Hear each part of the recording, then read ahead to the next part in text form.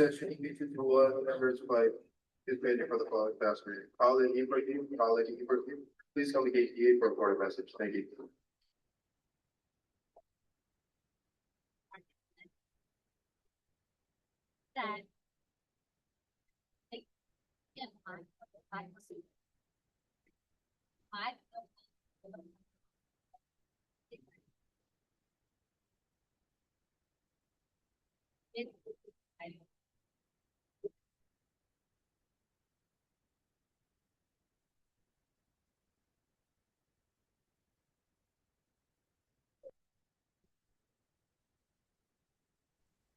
Well, aren't you looking handsome?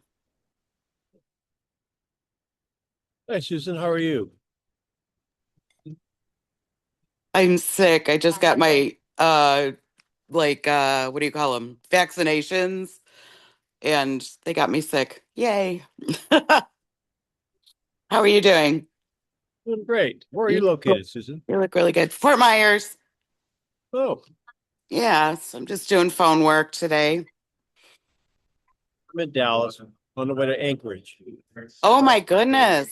Wow, hence the down jacket, huh? Yeah, since I had to pull this out of the closet, get it out of the mothballs. Wow. What's happening in Anchorage? Well, my wife's from there, so I'm gonna go up to spend some time with her for Christmas. Oh, beautiful. Have a wonderful time. Thank you. I feel better. Thank you.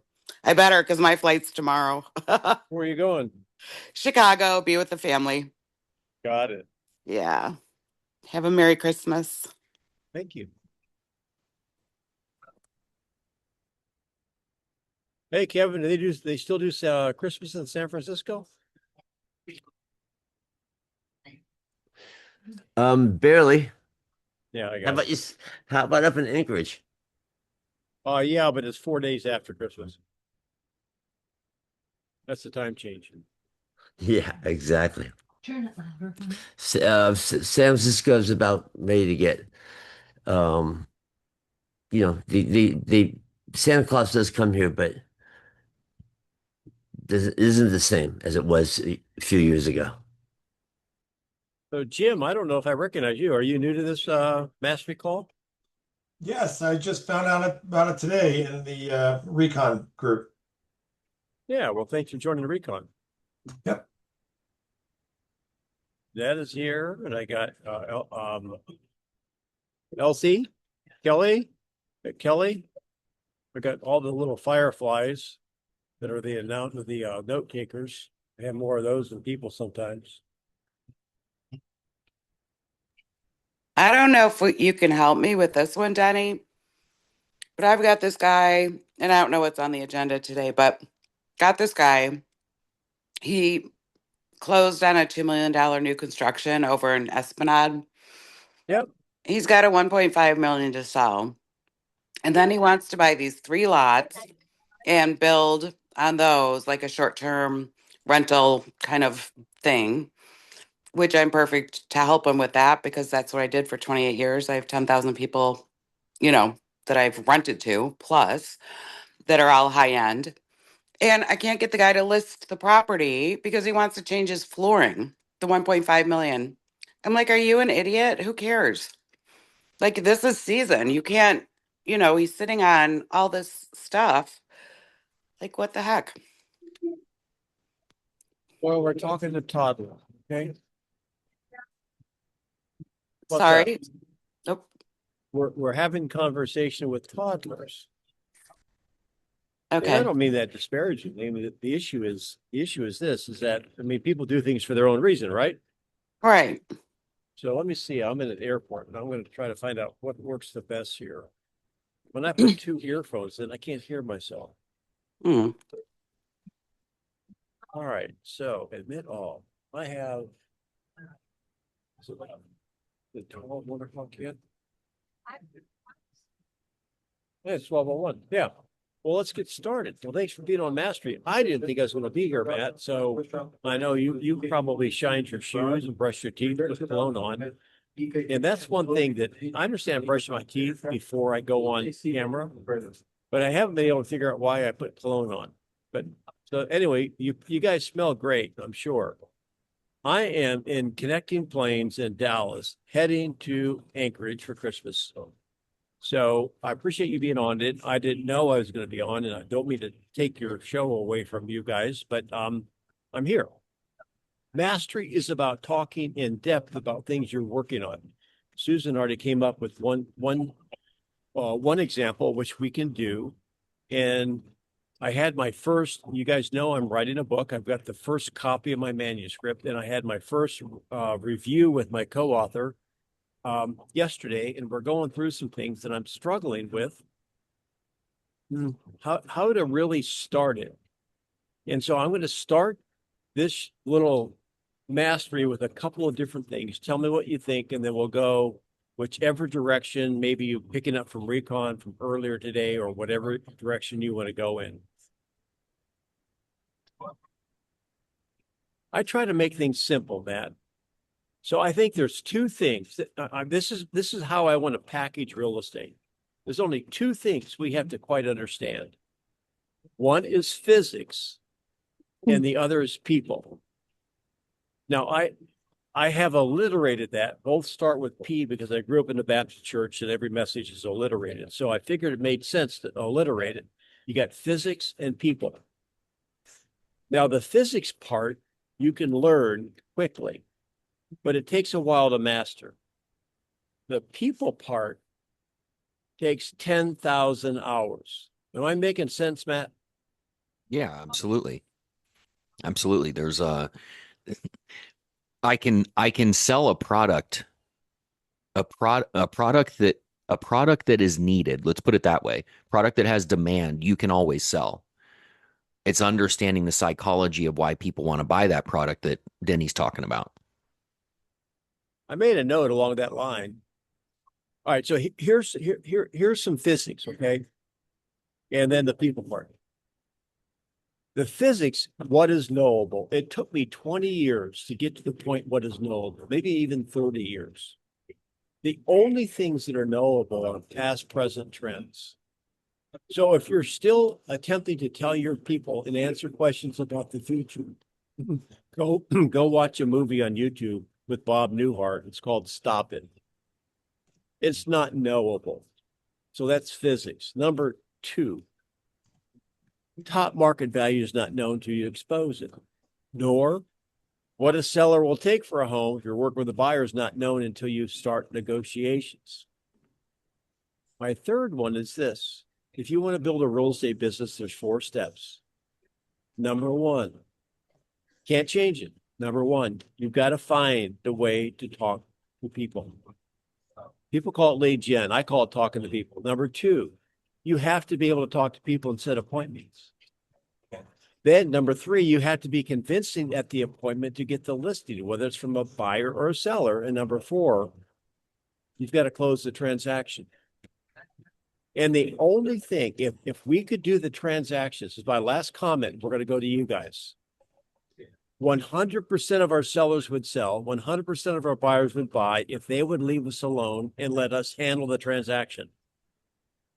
Do you know why listings don't sell? Because sellers have expectations. Don't match the market. You know why you're unsuccessful with buyers? Because buyers have expectations that don't align with the market. Now, how is that for the beginning of basic real estate 101? What are you hearing, you guys? Matt, am I all wet? No, it's perfect. It's in the same vein as what I explain all the time. Is it couple things. One, if they won't answer the questions, they're not real. And what I mean when I say they're not real is you can't help somebody if you don't know what's wrong. So that's number one. Number two, the only 3 things that ever matter: why you're doing it, when you need to do it by, what happens if you don't. And then number 3, Denny's last point, Anybody, not just buyers and sellers, consumers, people, human beings with unmet expectations will cost you your time, your money, your peace, and eventually your relationship. Great. I love Matt's voice. I wish I sounded like that. I'm going to probably, I'm going to buy an app that sounds like Matt. So as we go through this today, here's the thing.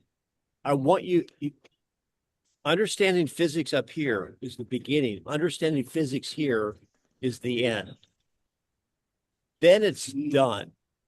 For example, you cannot open a combination lock with the wrong numbers. As soon as you realize that, you're golden. Now focus your time in mastering the art of understanding and communicating with people. See, if you still believe that you can sell an overpriced listing, you're not even past first grade yet. That makes sense, you guys. Mhm. So that's enough of me preaching. And I'm going to take my jacket off, which I never wear because I'm in Florida. I'm from Florida. What is on your mind, you guys? What would you like us to cover on the mastery level? Well, if I can jump in real quick, Paulette had a question earlier. Paulette, if you want to type it in the chat or you can jump on here. And I said stand by, and I can't remember what your question was, dear. We got Susan. You're We'll come muted to if you're You've got your talking, but hand you up, you Susan. can you can Can type you it hear in. me now? I Here. can hear you. Yep. Yeah. What was the All right. question? So it was realtor to realtor. Thank you. Yes. So we do not role play realtor to realtor on Okay. Recon. However, if you have a scenario that you need to address Mhm. and it's going to be a sensitive conversation, Mhm. then we absolutely can help with that. Okay, so I'll Yeah, we can explain do the that here. situation. Okay. So the house is listed at 619 on the market, 49 days. Hold on before you go. Let's Okay. have a format, guys. When we start out scenarios like this, Me? let us know if you represent the buyer or the seller. Oh, okay. I'm sorry. I represent the buyer. Got it. Okay. So the house is listed at 619. It's been on the market 49 days. And we go and put the offer in at 600. We were going to close before the year ended. She tells me she has two other offers that are contingent on properties. We don't have no contingency. It's except a mortgage. And the one, they're to settle in April. Now, this is a flip. You can get this off the market before the year ends, or you wait till April and you don't even know. Wait a minute. I'm going to stop you, Paul. I'm Yeah, going to stop you. yeah. Okay. So, all right. Again, to keep this moving and keep it friendly TV, we have to make it kind of interesting. So, Yes, I'm sorry. So you're upset because you're representing a buyer and offered 600 on a property that's listed for 619 with no contingencies, and it's not going through, right? Correct. Okay. And the listing agent, is telling you, well, we've got these other two, but they're contingent upon the sale of rugs in Afghanistan, and they're not going to be done until April of next year. Right. So your question is,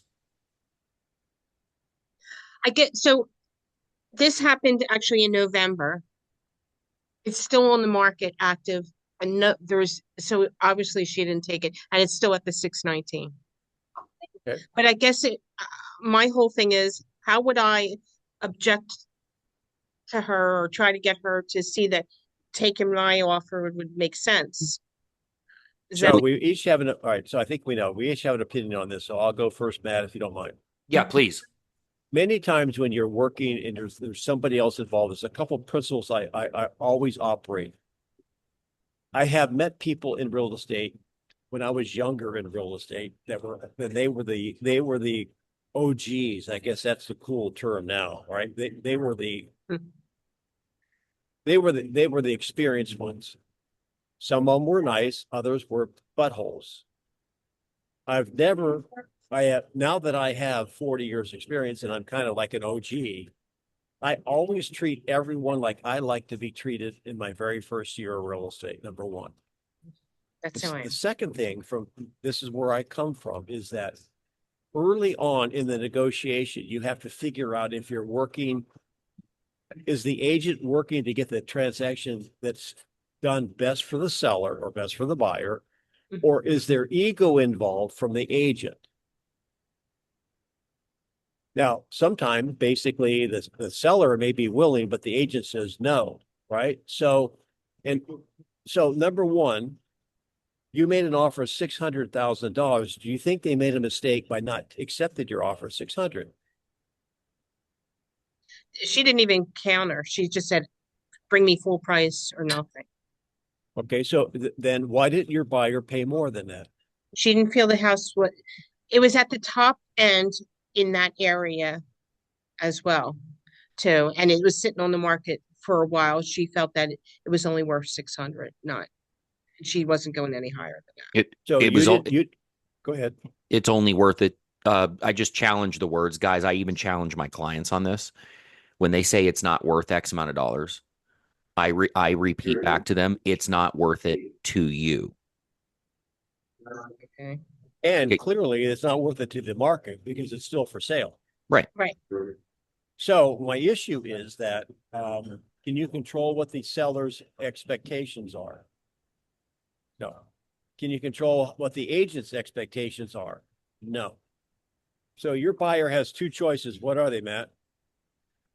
They can find another home, or the only offer a seller has to accept is a full price offer. Now, Well, that's a technicality. They don't. yeah, technically have to do that. technicality, full price offer, terms, conditions, etc.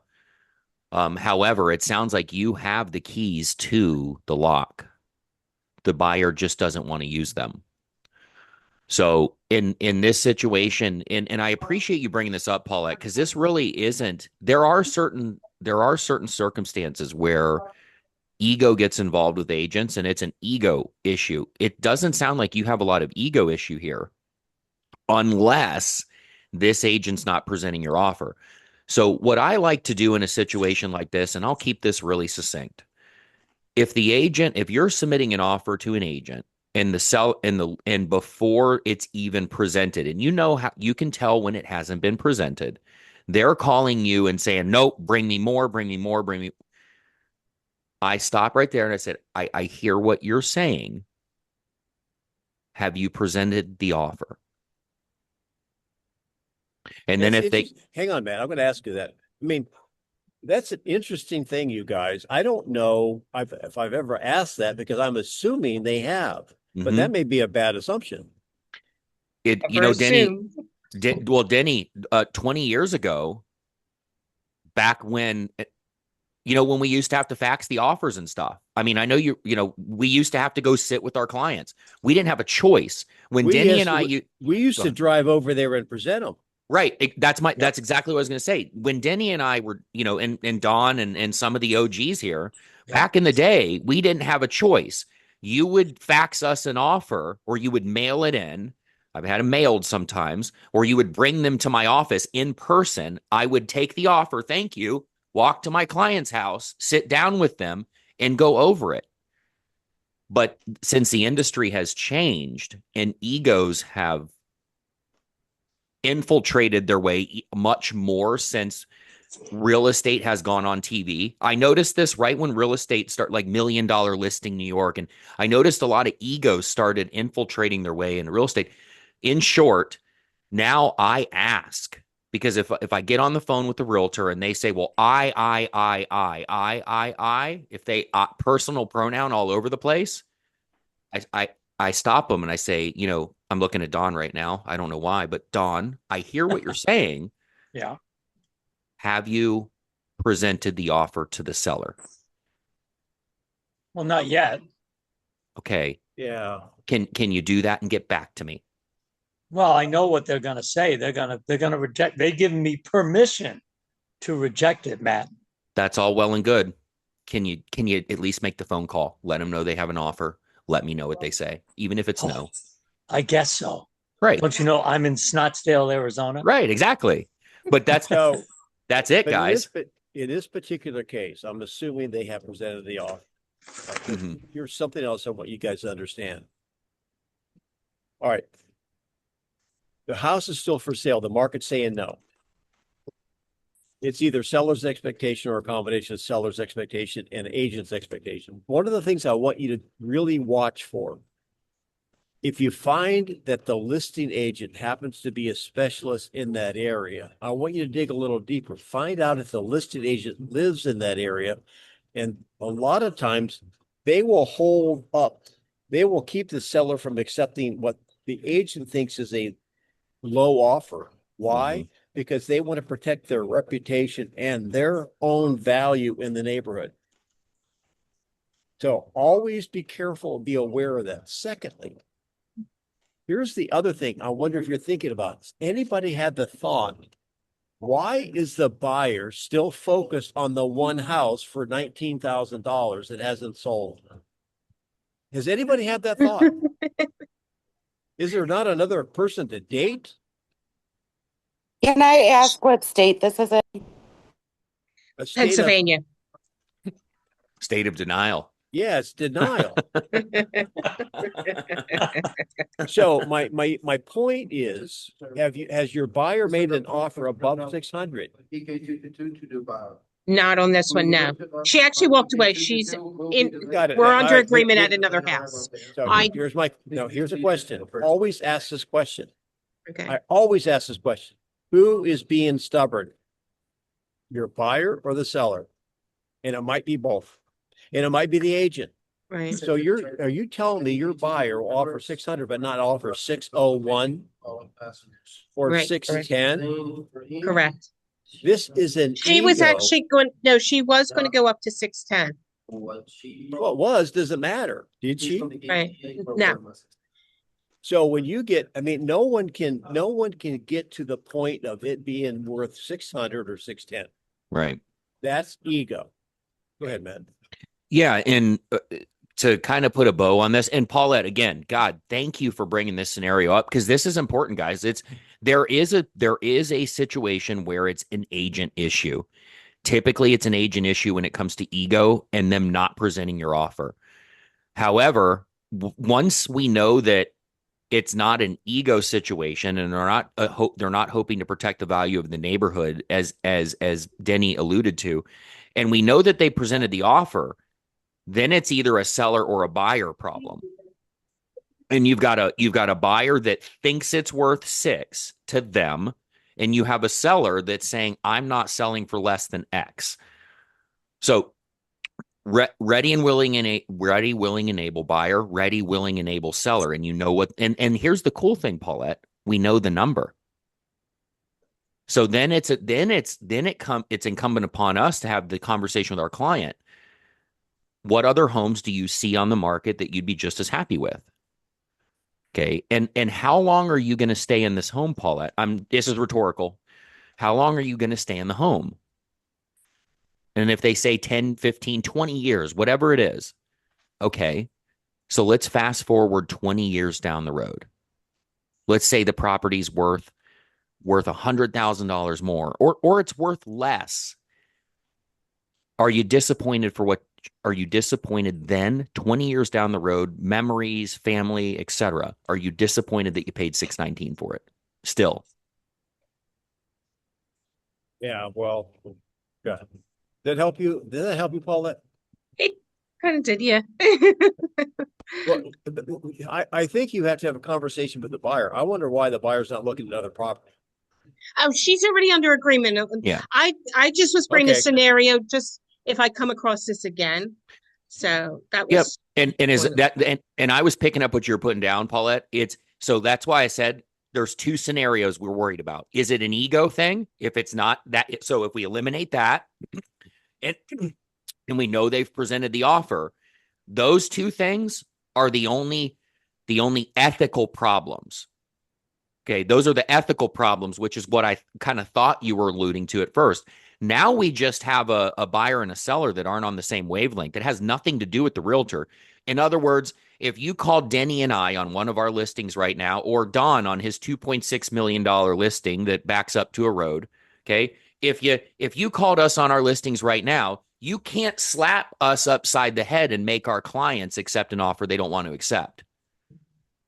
Then it's a client conversation. If they like smoking sweet and low, you got to smoke sweet and low. That's right. Last thing on this, it's Susan, you got your handbook. We'll go to you in a second. You know, Matt mentioned a pretty cool word, ethics. I taught code of ethics to the board like for 15 years. I'm a big fan of code of ethics, and I think we should always maintain those things. So we have no right to call the seller and ask them if that offer has been presented. Right. But guess who does? Who? I, The buyer. Oh, Now be careful how you communicate this. And don't communicate it in writing with a text or an email. Mhm. Be careful. This is very, very slippery slope here. But nothing prevents the buyer from knocking on that door and saying, listen, I tried to buy your house. I'm just kind of curious, can we get together or not? And if that seller says, I haven't even seen the offer, guess what? Now you have an ethics violation. Yeah, And issue. we have the number one single agent in Florida, Roger Pettengield, was sued for a $5 million listing recently. He sells $170 million in real estate a year. He's in Sarasota. Denny might know of him. But yeah, he was sued. looks like It was Kelly a knows. $5 million listing, and he was on both sides. Now, was he guilty? I don't believe so, but there were allegations made that he didn't present an offer. So that's that to Denny's point. The buyer that lost it went to the seller, and the seller alleges that he wasn't made aware of it. So that's where Denny's going with that. Your client can contact them.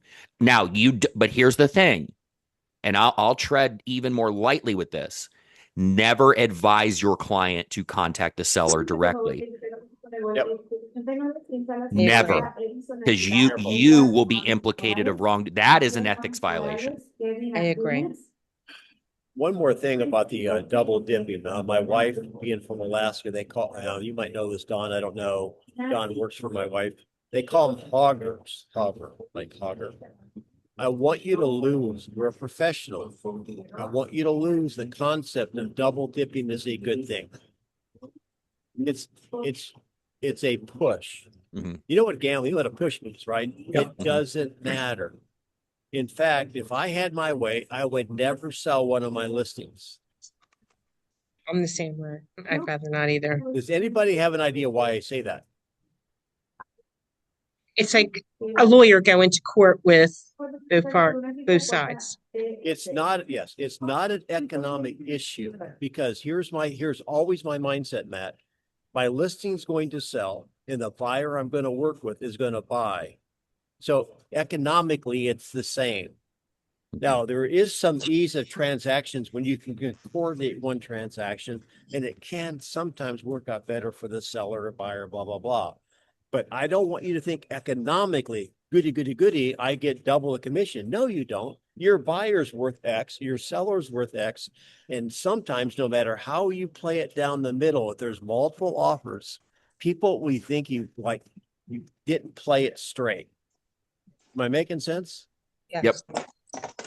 Anybody There's want always to comment on that? What's your comments, Matt? well, I almost, because I came from a team where I was a buyer's agent initially, and then my father-in-law was the listing agent, the rainmaker, and he never would touch buyers because I'm not sure about his beliefs, but he didn't want to muddy the waters. And then, fast forward into my career, I almost don't like representing the buyer and the seller on the transaction because it can become very cloudy because in my experience, and I say this with radical humility, I'm one of the most black and white ethics abiding realtors you will ever find.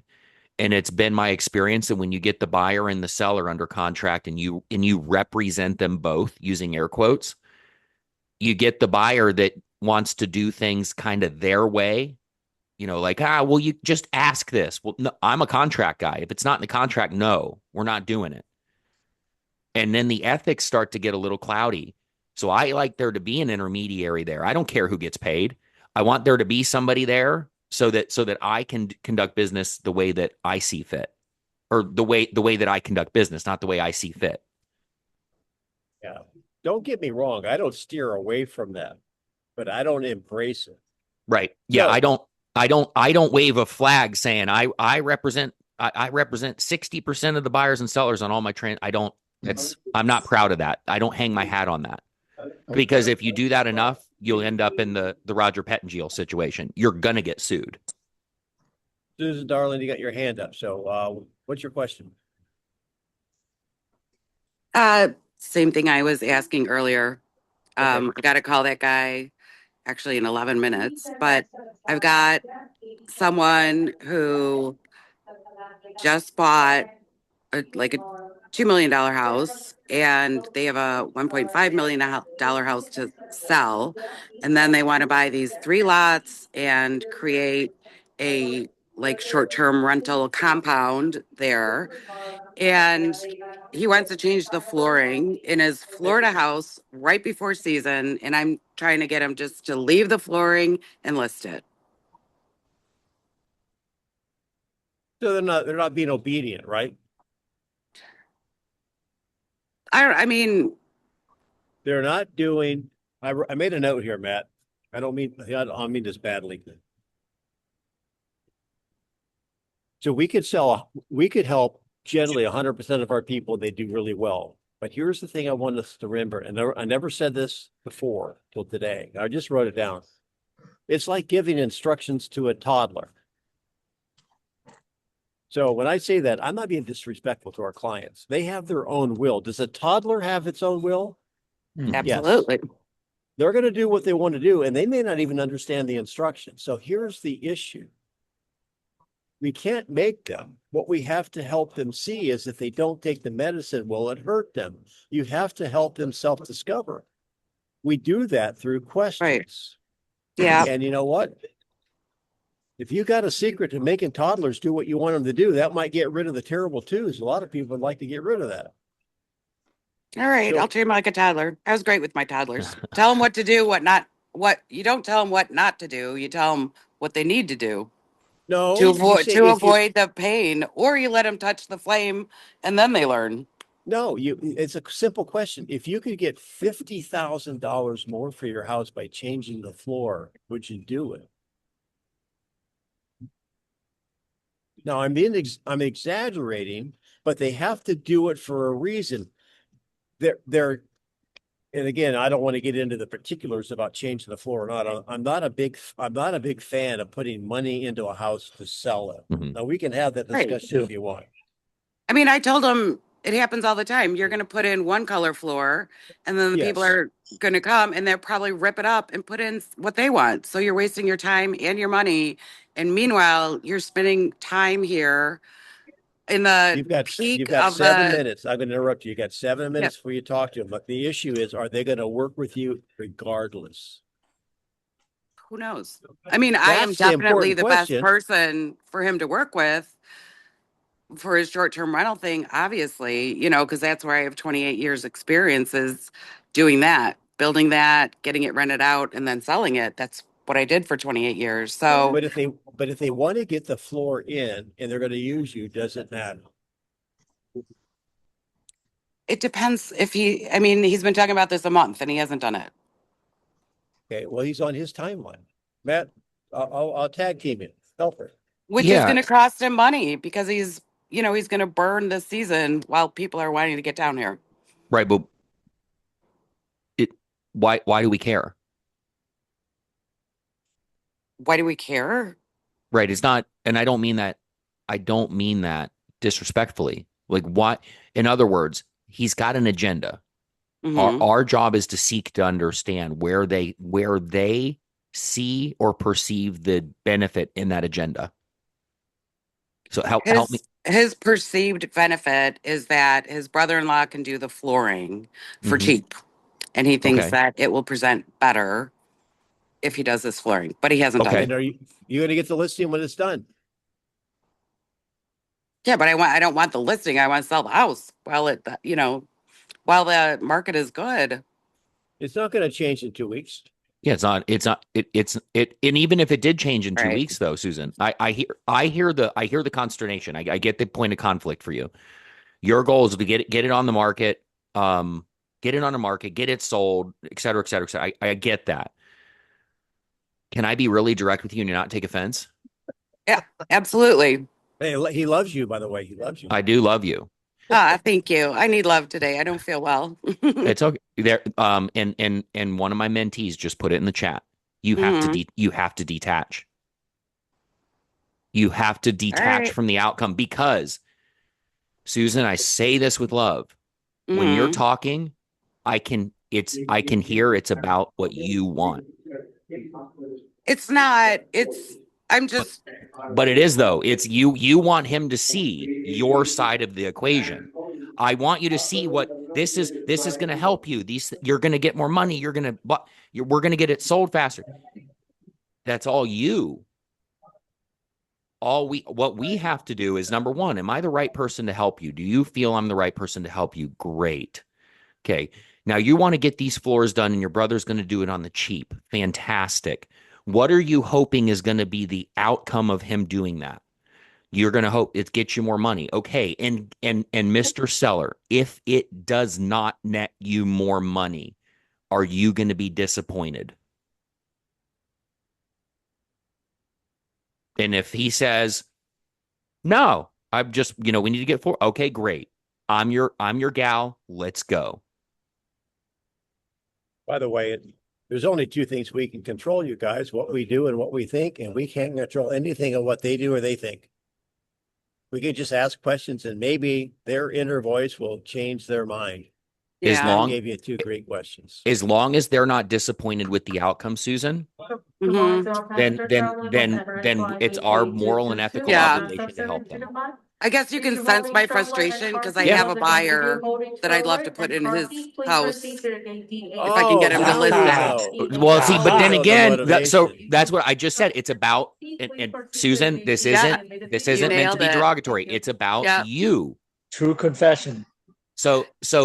Let's I haven't coached you before. I haven't spoken to you a lot before, but most of the people on here understand where I come from when I coach. Mhm. No ego. You can't help other people when you're focused on yourself. You are not being True. of service to him by thinking about you and this buyer. True. How you're of Although service it to would be of service if I could sell his house and he didn't have to do the hold on. I floor. get it. I get it. I get it. Don't let me finish here. You can't be of service to him when you're more focused on the prerogative you have, because what's going to happen is you're going to push your prerogative and Mhm. eventually he's going to get pissed off. All right. So what do I say to him in 2 minutes when I call him? Here's what you ask him. Hey, I'm going to pretend that you're a seller. Susan, Mhm. I understand you want to get these floors put in so that you can sell the home. I have a question for you. If there were a buyer that this checked all the boxes for what they're looking for, and you wouldn't have to put the floors in, what would you want to do with that information?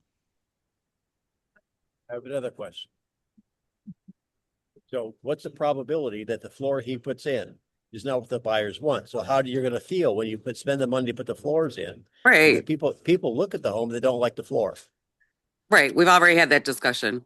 Well, I was like, if you think the floors are, so bad, just give a credit, let them pick whatever they want, but Right, but ask them about the say you're going to do the floors. I get it. We're to that point already. If there was a buyer that came along and the home met their wants and needs, would you want to know about them before you do this? yeah. All right. I got to give him good a luck. call. Wish me luck. Thank All right, you. see ya. Good luck. Bye. So which David's got their hand up? Your camera's off. I don't know who you are. Mulligan? Is that David Mulligan? Yeah. Hey, David. What's up, baby? You're muted, baby. I There have, you go. I have a question. I have a question. That was a really good thing that Matt said. I have a listing right now that I don't want to be attached to. It's a pool home, but the pool is damaged.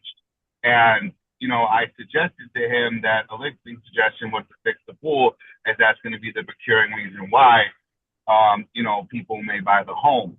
And, instead of, he's like, well, I just want to put it on the market. I was thinking is ask, well, if we got, little to no showings, would you be disappointed? Because if we take pictures the way the pool looks, I think it's going to affect, the how the house market. So the question is what? They want to put it on the market when the pool looks is green or something? Yeah, it's like black. Okay. Can So, the photographer edit the photos to make it blue? well, hang on a minute. Hang on a second. Why is it black and not green or blue? It needs to be repaired. It's a couple $1,000. It's having issues with the filter. Is the seller going to fix it? He said that he is going to fix it in January, but he wants to list it now. Okay, so hang on. Is he willing to take a $10,000 hit?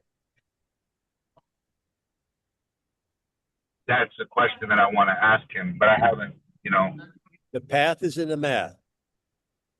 So what would he think if he was a buyer? He saw a home that you could walk on water and you don't have to be Jesus to do it. Is that going to help him or is it going to serve him or not? So they're automatically going to discount the house by $10 or $15 or $20,000. Is that okay for him? That would be a great question to ask him. That's the one that I wanted to ask. And Matt, that goes back to what you said, because I'm afraid that even if we AI it, and then our first exposure to the market, if the buyer that's interested, once they see that pool, they're going to walk right away. No. The only reason why I posited that suggestion, David, is I was under the assumption that he was fixing it right away. Like it's in the process. Pool guy will be there on Thursday. Pictures are on Tuesday, kind of a thing. If you look like John Candy and you want to go on a dating site, don't put Brad Pitt's picture up there, okay? Yeah. Unless you're going to look like Brad Pitt tomorrow, somehow. But yeah, in this case, I would echo those sentiments. It's a really simple question. So Mr. Seller, what are your intentions for this pool? What are we doing about it? And I'm just going to give you the questions. So you're gonna fix it. Okay. When are you going to fix it? I'm going to fix it in January. Okay. And I want to go on the market right now, David. Okay. Now I have a really tough question for you, but please know, as your agent, I don't care what your answer is. If we put this on the market without the pool being right, and we start getting offers or offers that are significantly lower than what you're asking, or feedback that says the pool is atrocious, are you going to be disappointed? Well, that brings up an overall subject, you guys.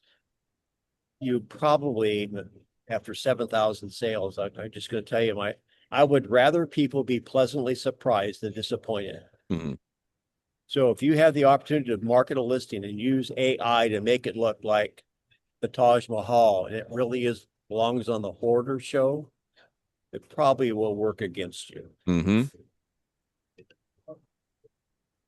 Yep. What do you think, David? So just a simple, so just a simple question to ask him is, without the pool being right, if we receive a significantly lower no offers, would he be disappointed in setting precedents of whether or not we should move forward with as is, or the suggestion of waiting until it's ready? If you don't mind me, that's not direct enough. He is going to take a hit if his pool's black. Is he willing to take a hit of $10,000 if it takes $2,000 to fix it? Right. Yep. Because here's how I explain it, guys. And this is in the initial appointment, so this might not help you, but I'll just give you some perspective. So when clients ask me what to do with the home, I say, guys, frankly, I'd like you not to spend any money. So, but if we're going to do anything, there's 3 things we do: paint, flooring, fixing anything that is broken. Not going to talk about paint and flooring right now, but fixing anything that's broken. David, I'm going to role play this with you really quick. Would you like to know why I recommend fixing anything that's broken? Absolutely. If you're a buyer and you walk into a home and you've got a black pool or appliances that are broken, if you want to make an offer on it, what are you going to do? I'm going to lowball. Right. And what are the chances that you as the buyer know what it costs to fix? Right. So a refrigerator that's $500, if it's a cheap refrigerator, or if it's a pool fix that's $1,000, you don't know what that cost. So you're going to double, triple, or quadruple whatever you perceive the cost to be, and you're going to offer that much less, right? Yeah. Are you ready for offers like that? Really The good, other man. thing, the other thing is there's an unspoken, I shouldn't even say unspoken. If someone doesn't correct something that overt, the buyer's going to think, what else is hiding behind the walls that I cannot see? Which, Like try to go into a car lot and buy a car that the bumper is dragging on the ground. That's probably not a good thing. Okay. right, which is in the same vein. I have that conversation when I say, recommend fixing broken stuff. I say, because if they come in and they see stuff that's broken, they're going to double, triple, or quadruple whatever they perceive the cost to be, because they don't know what it costs to fix this stuff. And then I said, also, what if they see one thing that's broken, what are the chances that they're just going to assume or be looking for other things? So the goal, and then I say this, the goal when selling a property, Mr. Seller or David, is to eliminate buyer objections, as many buyer objections as we can before we put the home on the market. That way they don't come out of the gate negotiating against us. Yeah. It's going to cost him 3 or 4 times on an offer what it takes to fix it, David. That's in my opinion the bottom line. If he doesn't want to fix it because he doesn't want to spend the money, it's going to come off 3 or 4 times that off the price. Got it, Tanisha? Yeah, the goal. What's up? Objection. Well, I've been listening. I don't have a problem. I've been listening all week Oh, long then why are you here? because I keep situations and issues and concerns. um, all through the week, we've been going through all the different questions. You guys have been teaching us how to be more of a trail dog and all the good things. How do I listen for not only keywords, or how do I listen to ask better clarifying questions and not go down rabbit holes? Fair question. That's actually probably a very thoughtful question. So, my progression in the last 3 or 4 years that I've been doing this, 3 years on recon, 4 years or 5 years on this mastery. All right, so this will be my thing. When you listen, you're not thinking about what you have to say. Mm-hmm. Like, for example, if I'm an Uber driver and you ask me to take you to a certain address in a certain town, I will be listening to that because you are telling me what I need to know. Too many of us are in a conversation with a buyer or seller and we think we have all this stuff memorized. That's why we don't memorize stuff.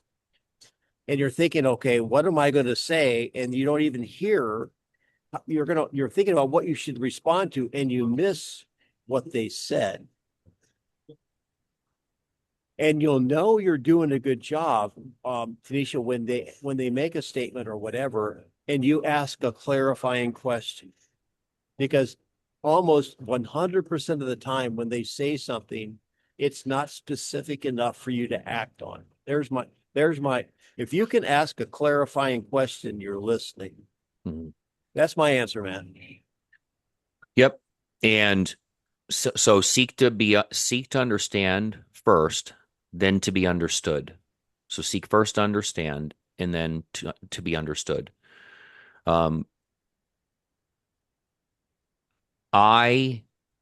Maria might be able to give feedback on this one, but I've explained to a lot of people that it's very difficult to cultivate the ability to listen right at the beginning of your career. It's difficult because you really don't know what you're listening for.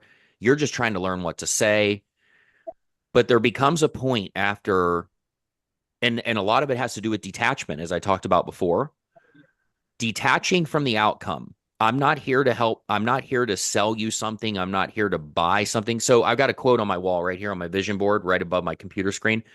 It's from Brian Tracy. Approach each customer with the idea of helping him or her solve a problem or achieve a goal, not of selling a product or a service.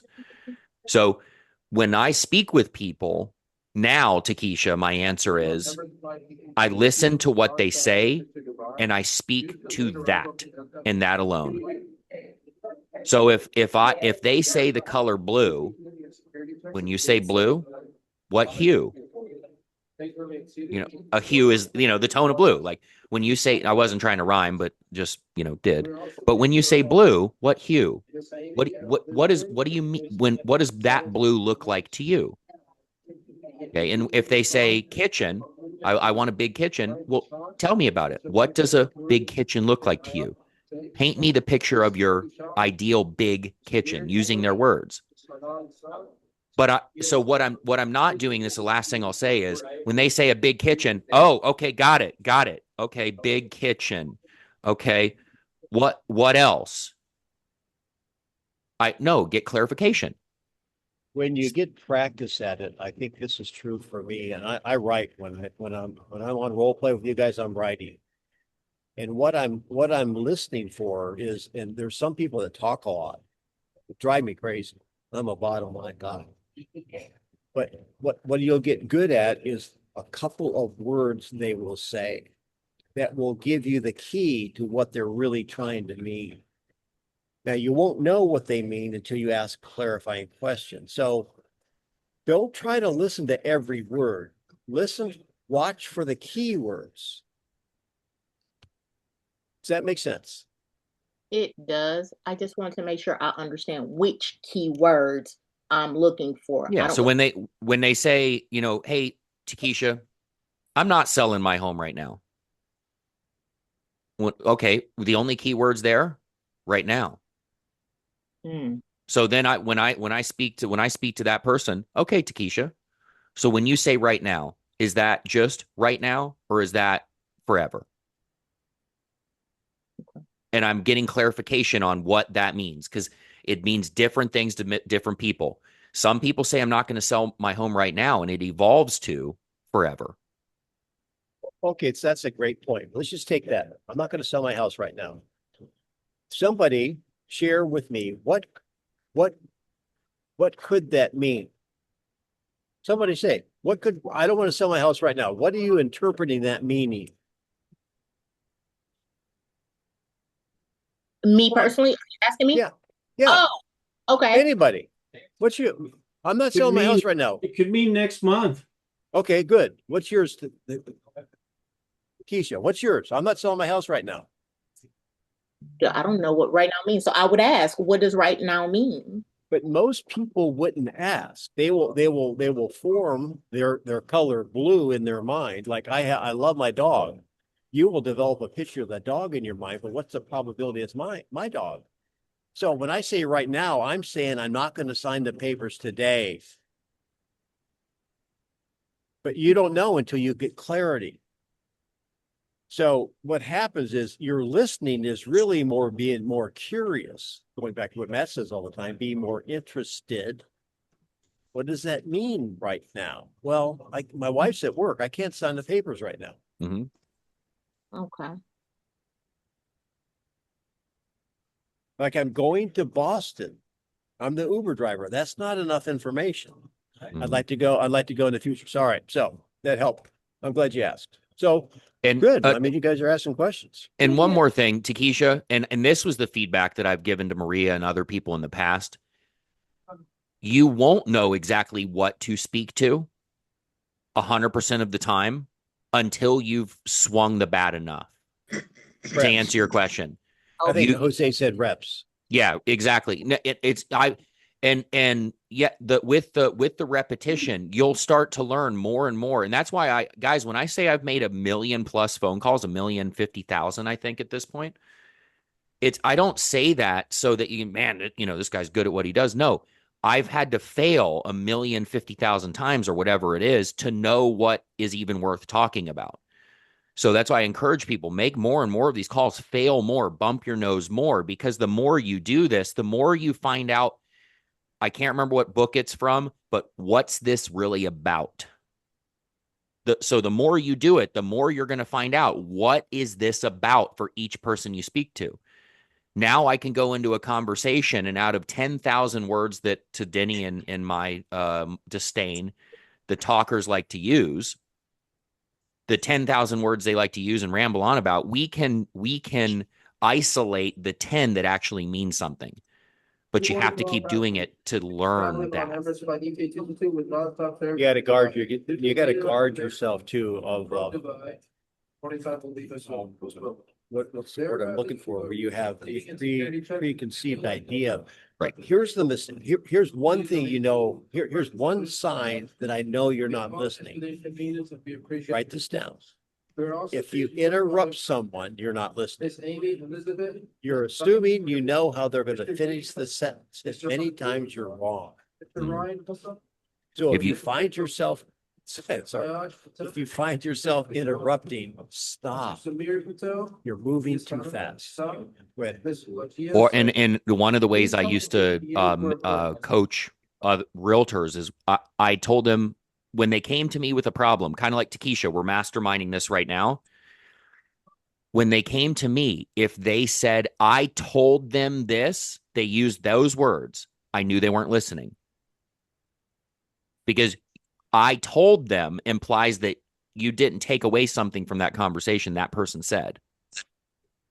Yeah, that's a 4-letter word in our recon vocabulary. Told. Yeah. So we're going to go back to the beginning of the conversation. We're talking about some people skills, which is great. I want you to understand there's certain things, the physics of real estate are knowable, but you've got to believe that is, there's 3 things that you should know. Who's going to make me proud and make my socks roll up and down? What are the 3 things that are knowable? There's only 3. What are they? Past, know. present, and trends. Past, present, and trends. That's right. Remember that. So if somebody asks you what's going to happen in the future, how do you answer the question, Maria? We can look at the trends. Or that would be a great answer. The trend suggests this, right? So how does that, all right, let's talk about past, present trends. Did we talk about sellers a lot? I want to talk about a buyer. I want someone to role play with me. I want to be a buyer, and I want you to role play with me. Who's ready? All right, Janetta. I saw your hand go up first. Yes. Okay, so this house, I want to make an offer on this house, Janetta. Okay, will you help me? Will I help you? Sure. Yes. Sure, Denny, I'll help you. Okay, I need an agent to buy the house. It's come on the market. It's been on the market about a week. It's in a neighborhood where my folks live. Now I want to live closer to the folks. It's just on the market now, $345,000. It seems like a little bit high. What do you recommend I offer on the house? Okay, Denny, let me let me ask you, what do you mean when you say it's a little high? Well, I mean, we're hoping to get something closer to 300, maybe no more than 325. So it's a little higher than what we wanted to spend. Okay, so it's higher than you wanted to spend. So do you want to just look at maybe some properties valued around that amount, or you just definitely want to be closer to your family? The only reason we're moving is to be closer. My parents are getting older. At my age, they have to be Methuselah. Yeah, so we want to be close to my family.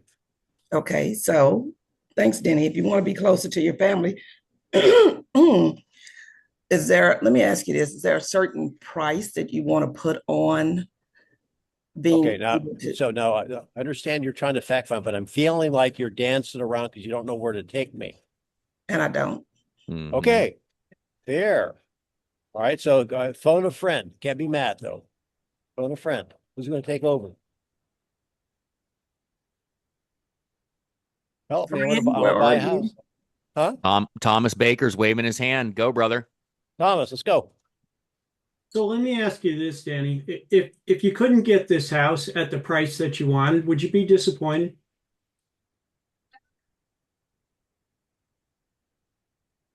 Well,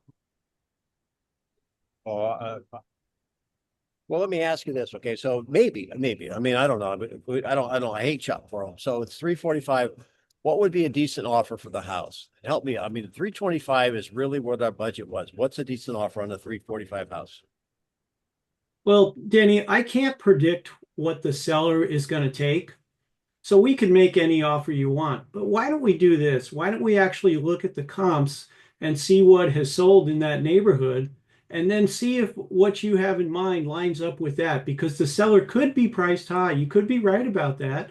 Or it could be a great deal. If the numbers showed that it was a great deal, would you be interested in owning this property? Great line of great stick. Nice. But however, I grew up watching Tarzan movies, and you know what Tarzan's main enemy was? Anybody remember? Quicksand. Oh. So let me ask you guys this. Going back to what's knowable. Matt's just chomping at the bit, man. I can see it. When you meet with the seller, will the comps tell us what the home is going to sell for? It will give us an indication. You know, Right. again, my crystal ball, I need a better crystal ball to actually tell you what it will sell for. So if comps, if looking at the past present trends will give you an indication, but does that measure the seller's intent? It No. is even more difficult, you guys, when you're working with a buyer and you start pulling up comps. That may be the quicksand you've got to watch out for, because the comps may suggest what? A number that the seller wants 345 or something less. What if the comp said 325? What if the, and what Yeah, if I the, actually usually give them the comparable actives. You know, what else can you buy right now? that's smart. That's smart, Tom, because that shows you what else you could buy for that price, or what other things are active. Sorry, Denny, I'll shut up and let you go back in. No. I mean, we're getting top of the hour anyway, so you're salivating, so I'm going to let you. I know. So, in this situation, and I'll speak to So what I you said comps, but that's also for me. That's what you can else you can buy right now for that money. Right, understood. But ultimately, at the end of the day, how does that help us? And these are rhetorical questions. I'll answer them myself. It doesn't help us. Just like what has sold doesn't help us. It shows us what buyers were willing to pay for similar properties. But what if our client's not willing to pay that? So when you ask me, and I've got off screen right now, which you can't see, I have a Google voice text going with a client that asked me these same stupid questions. And I got him over it over a series of several conversations. And I said, well, here's what we know. We know that the average, pretend like they asked me the same questions, because they did. This is the logic line I took them down. What we know is the average list price versus sales price ratio for properties like this are about 89% right now. But ultimately, at the end of the day, it really doesn't matter what that statistic says, because the seller has a number that they won't accept below, and you have a number you won't pay above. My question for you is, what is a price that you'd be willing to pay and not be disappointed if the seller balled up your offer and threw it in the trash?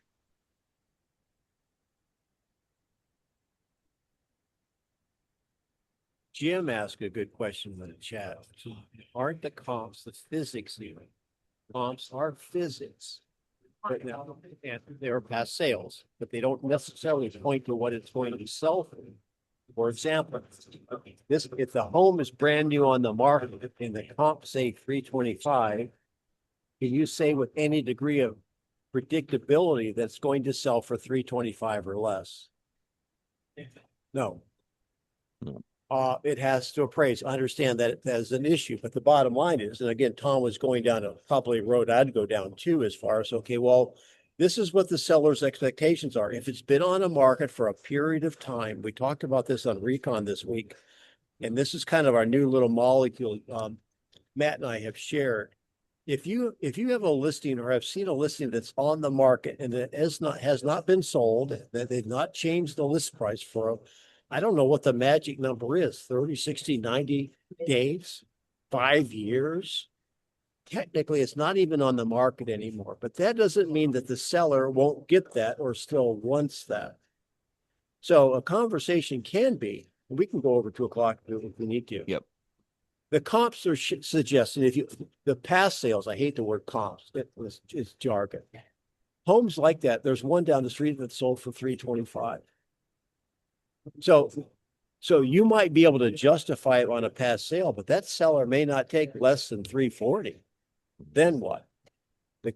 My point I want to make before I turn it back to Matt is, if the buyer wants to do it over and above the quote comps, don't get in their way. Because there's another reason they want it. And in 30 years or 20 years or 10 years, doesn't matter. Right. Go ahead, Matt, finish it up. And then the comp situation, Jim, the reason why I don't like to get into weeds about comps, because then they talk about, well, it has to appraise. Well, I can shoot holes in that bucket all day long. Okay. What does an appraisal tell us? It does not, and most people are going to say what it's worth. No, an appraisal tells us one thing: what a bank was potentially willing to lend on the property at a point in time. That's all an appraisal tells us, what a bank was willing to lend. And here's the analogy I like to use, Jim. Jim, if your home is appraised at $1 million, I just paid for an appraisal, $1 million. Here you go, baby. And we put it on the market for $1 million. And it sits there for 6 years and we can't get a buyer to write a check for it. Is it worth $1 million? No, it's only worth what a buyer's willing to pay for it. So I like to stay out of the comparable conversation, because it's only worth what somebody's willing to pay. So just the solds tell us the sold properties tell us what a buyer was willing to pay for it and what it might appraise for. The pendings tell us where the market's going, whether it's going up or down. It's the litmus test of where it's going. The most important person is the buyer. To them, you're a can of beans on the shelf. So they're going to say, what can I get for this price or less that offers more? So, but all of this doesn't matter, going back to the impetus of the conversation, because it's, well, hey, the house is listed at this, Denny said. What should I offer for it? Though it's really simple. Denny, what's the number you'd be willing to pay for it and not be disappointed if you didn't get it? Right. Here's the best advice you could give your buyers. And I have a surprise. Don't hang up. I've got a Christmas present for you guys in a minute. Best advice you can give in our market, for example, in any market, particularly the seller's market, I should say, is that put your best foot forward. Meaning, because whatever the best advice you give is make your best offer first. Because in some markets, it's not going to be a pickleball match. It's going to be, you might have competing offers or whatever, or somebody may give $1 more. I find too many times that agents let their egos get in the way. You try to save them money because of how you justify it, or justify your commission. They lose the house, then they end up firing you. So really fast, I've got this is what I'm going to do for you, and Matt, you can participate if you want to. Next Friday is the day after Christmas, I think. And you're probably going to be trying to buy, it's Boxing Day if you're in Canada, you're probably going to be with your family. So you may not have the mass recall, because I know there'll be no recon on Christmas Eve, Christmas, or the day after Christmas. And by the way, Trump just made it a holiday anyway.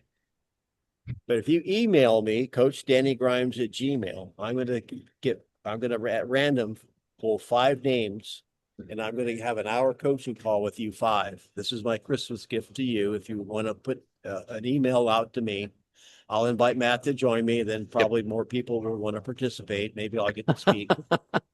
Stop. Yes, but I love that though. Let's do that. CoachDannyGrimes@gmail. We'll find the time. I don't think we'll have master next Friday because it's going to be the day after Christmas, but I will give, as a Christmas gift, we will give 1 hour coaching call to 5. It will be a group coaching call. Fair enough? Yep. Thank you for being on. And Matt, Kelly, Don, all you guys, have an awesome holiday. Thank you very much. Love you, mean it. and I'm gonna go check into the club and get some lunch. All Plane right. is like 3 more See you hours guys. away. Bye.